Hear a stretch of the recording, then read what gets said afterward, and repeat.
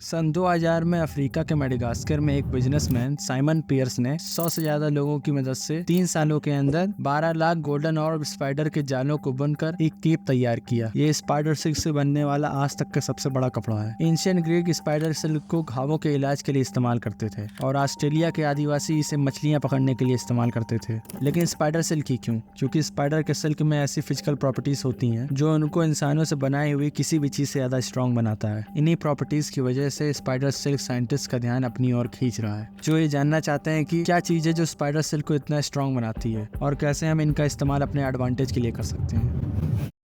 Spider कई तरह के सिल्क बनाते हैं, जिसमें पहले है मेजर एम्पलेट सिल्क जो जाल के बाहर के स्ट्रक्चर को बनाता है, फिर फ्लैजेला फॉर्म सिल्क जो बीच के स्पाइरल को बनाता है, और एग्रीगेटेड सिल्क जो छोटी चिपचिपी बॉल्स बनाता है जिसमें शिकार चिपक कर फंस जाते हैं। लेकिन इनमें सबसे ज्यादा रिसर्च हुई है ड्रैग लाइन सिल्क पर। ये स्पाइडर को उसके जाल से कनेक्टेड रखते हैं। शिकार के जाल में फंसने पर यह स्पाइडर को अलर्ट करता है और कोई खतरा होने पर स्पाइडर अपने आप को जाल से अलग कर सकता है। ड्रैग लाइन सिल्क स्पाइडरॉइन नाम के प्रोटीन से मिलकर बनता है, जिसकी वजह से इसकी टेंसाइल स्ट्रेंथ कई तरह के स्टील से ज्यादा हो जाती है। टेंसाइल स्ट्रेंथ वो मैक्सिमम स्ट्रेस है जो कोई मटेरियल टूटने से पहले तक झेल सकता है। साथ ही ये सिल्क काफी फ्लेक्सिबल भी होते हैं। साइंटिस्ट का मानना है कि फ्यूचर में स्पाइडर सिल्क की मदद से बुलेट प्रूफ जैकेट और बायोडिग्रेडेबल प्लास्टिक बना सकते हैं, जो पृथ्वी पर प्लास्टिक के एक सोल्यूशन की तरह देखा जा रहा है। इसके अलावा एग्रीगेटर सिल्क, जिनके चिपचिपे होने के कारण शिकार जाल में फंस जाते हैं, उनकी मदद से साइंटिस्ट एक सुपर ग्लू बनाने की कोशिश कर रहे हैं, जो बहुत ज्यादा चिपचिपे तो होंगे ही, साथ में वाटर प्रूफ भी होंगे। मतलब उनकी चिपचिपाहट पर पानी का कोई असर नहीं होगा। ऐसी कई सारी इंडस्ट्रीज में स्पाइडर सिल्क काफी काम आ सकता है। लेकिन यही साइंटिस्ट के सामने एक प्रॉब्लम आती है।